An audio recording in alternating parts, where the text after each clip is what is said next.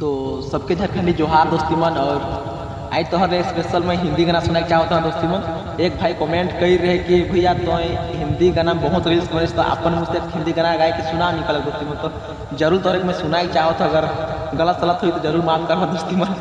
वैसे तो हिंदी गाना ने मुझको बहुत पसंद लगे, हिंदी गाना में रील्स बनाई और बनाई दोन भी। और वैसे तो नागपुरी गाना में बहुत गाय के डाइल हूँ अति वीडियो में बहुत गा हो दोस्ती मैंने पुराना गाना मन के। तो चला तोहरा मैं सुना था, अगर अच्छा लगी तो जरूर लाइक करो कमेंट मन करवा दोस्ती में, ना भूला तो चला सुना था। एक नया सुमा आ गया दो दिल जहां, एक नया आसमां आ गया दो दिल जहां, अब हवा भी नहीं तेरे मेरे दरमियाँ, ये जिंदगी आई कहाँ,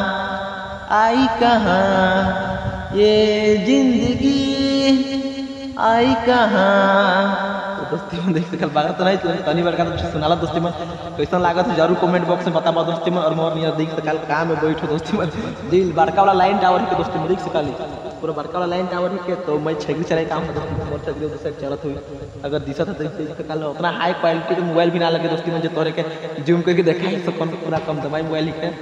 और देख सकल मोर होशियार के किशन बैठो दोस्ती में देख सकल नीचे एकदम 5G टावर धरलक जी मोबाइल में पर हियाँ टावरे ने बैठ दिल लाइन टावर है कि फिर भी टावरे ने चेक के बैठ दिलो दोस्ती में। तो चला ठीक तरह दोस्ती में इतने में कौन मोर वीडियो अच्छा लगे तो जरूर लाइक करो कमेंट मन कर दोस्ती में, ना भूला तो चला बाय बाय दोस्ती।